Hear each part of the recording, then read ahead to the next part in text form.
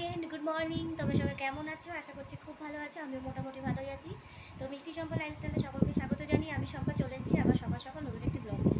তো আজকের ব্লগটি কী হতে চলেছে সেটা তোমরা তো টাইটেল থাম্বনেল দেখে বুঝতেই পারছো যে আজকে আমার সোনামায়ের পরীক্ষা। আজকে প্রথম এক্সাম দিতে যাচ্ছে।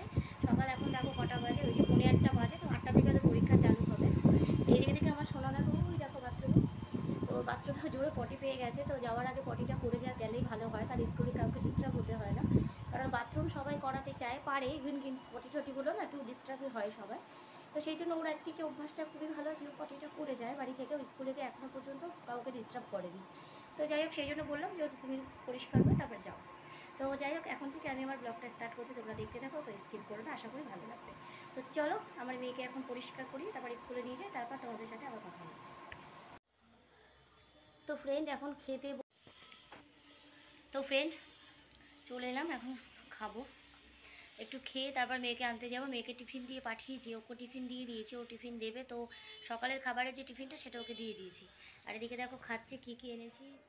তো ফ্রেন্ড, চলে এসেছি একদম দুপুরবেলা, এখন বাজে দুপুর 1:30। তো 1:30টার সময় এসেছি তোমাদের সাথে কথা বলতে। তো এখন আমি আছি, দেখো এই দেখো আমার স্নান টান করা কমপ্লিট হয়ে গেছে। তো আমার মেয়েকে আমি নিচে ঘুম পাড়িয়ে দিয়ে এসেছি। এখন ওপরে দেখো, ওই যে ওপরে কটা বাজে, এই যে 1:30 বাজে, তো এখন আমি কটা ভাত খাবো।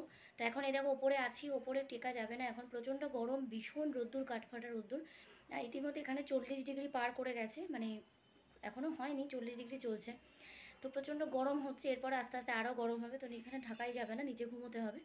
তো এখানে দেখো এই যে কিছু মাল এখানে যে করা রয়েছে, আরও এখনও অনেক মাল দেখো যে ওখানে ধরা রয়েছে। তো ওগুলো ঘুম থেকে উঠে এসে করবো। তো আমি হঠাৎ করে শুয়েছিলাম আমার মেয়ের পাশে, তো হট করে মনে হলো আমি লিভারের যে সিরাপটা খাচ্ছিলাম, লিভার টনিক, তো সেটা খেতে ভুলে গেছি, তো সেটার জন্য উপরে এসেছি।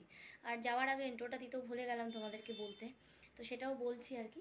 তো এখন আমি লিভার টনিকটা খেয়ে নিই, খেয়ে তারপরে নিচে গিয়ে খাবো, খেয়ে দিয়ে শুয়ে পড়বো। তো যাই হোক, চলো এখন রাখছি, পরে এসে তোমাদের সাথে আবার কথা বলি। ঘুম থেকে উঠে এসে আবার তোমাদের সাথে কথা বলবো। তো চলো।